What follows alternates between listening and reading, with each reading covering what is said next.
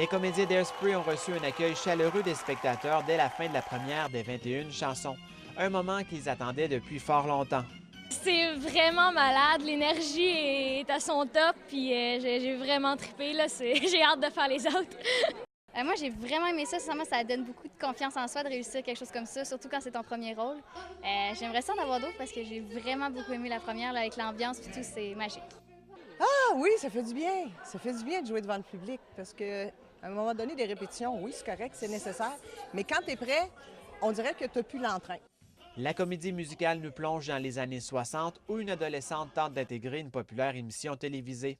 Malgré ses 15 ans, celle qui tient le premier rôle ne sentait pas de pression.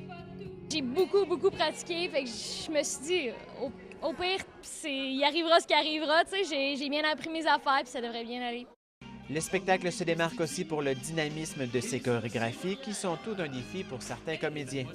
Les chorégraphes nous ont construit des chorégraphies à la hauteur de ce qu'on était capable de faire. Ils nous ont poussé très fort dans les 2 dernières semaines pour faire des mouvements plus précis, de plus en plus précis. Et ça a été très demandant.